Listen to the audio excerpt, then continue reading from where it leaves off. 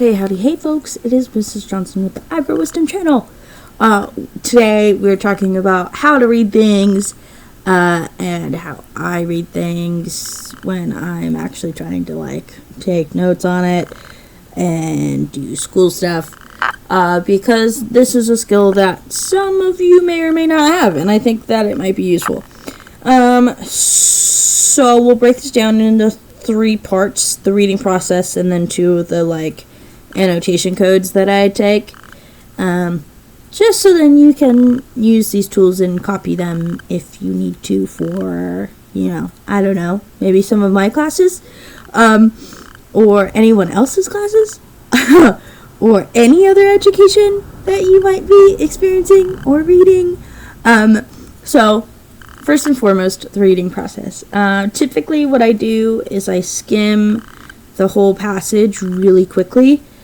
So I'm reading things like titles and subheadings and looking at the pictures to get a gist of what I'm reading. And then I actually read things. And right now, up until this point, I am not annotating at all whatsoever. I'm just reading them, just absorbing information. And then I go through and highlight or annotate, and reskim the text, essentially. My second read usually isn't, or my highlighting isn't usually a full in-depth read, and I usually highlight right after I've read a passage. Sometimes I don't even skim things, but I find that when I skim things and then read and then highlight, it's helpful. And then once I get done with the passage or the section that I'm highlighting, I just stop. I just leave it alone. I call it a day. I'm like, you know what, I'm not rewriting this into notes. I'm not using this information to do other things. Unless there's questions involved. Sometimes if I've done the highlighting, I'll do the questions. But I'm not actively looking at the text. And then usually I repeat the cycle or repeat parts of the steps that I need. And that repeat will come in handy as I get into my annotation guides, I guess. Because I have a highlighting guide, and then I have annotation marks guide, and depending on what I have with me or how deeply I need to read the text, I use either one, sometimes both. So, let's talk about my highlighting reading color guide. I made this guide 6 years ago, end of high school, and I've used it ever since. And it actually originated out of me going, hey, everyone else uses highlighters and I don't like using highlighters, because no one uses them the way I want to use them. And so I just made my own method to the madness, and I decided that no one else's color scheme was right, and I wasn't going to follow somebody else's color scheme because I didn't like it. And I didn't want to do that. So I made my own, because you can do that.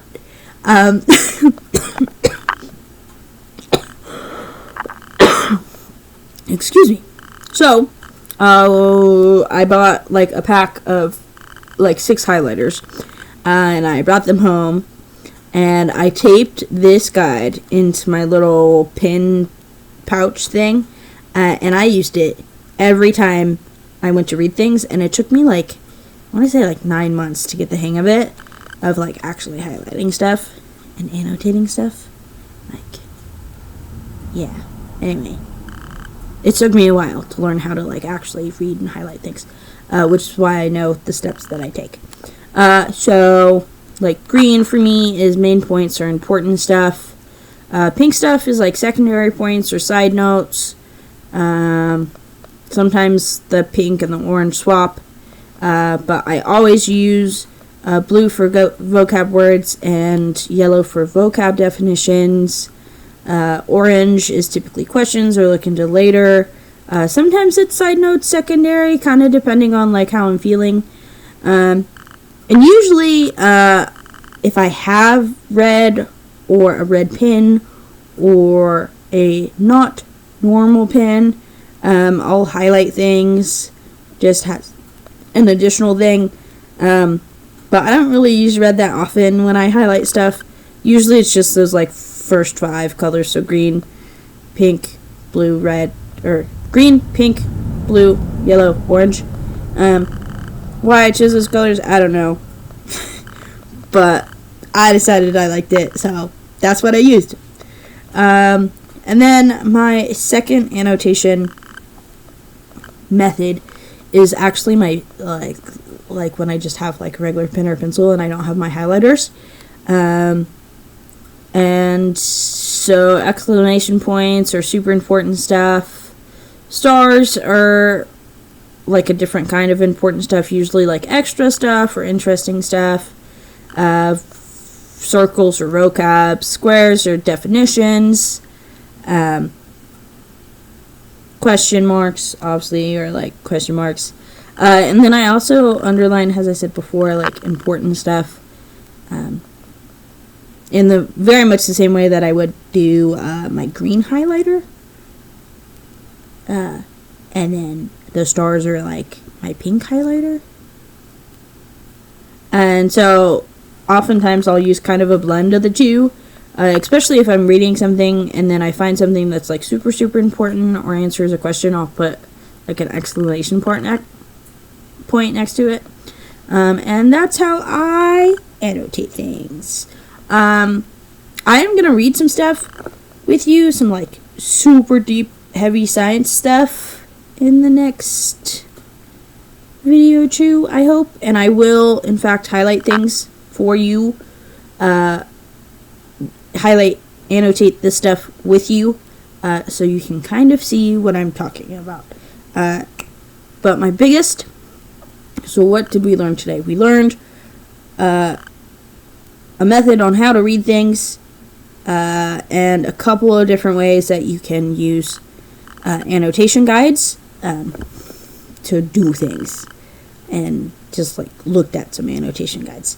And I hope to put these into practice. So yeah, come back and we'll talk about some like super cool stuff and super sciencey stuff, and do some like science articles. What are those things called? Scientific journal articles. That's not the right word, but you get my gist. Anyway, thank you. Have a great day. I hope you're having an amazing day, and I hope you learned something. Bye.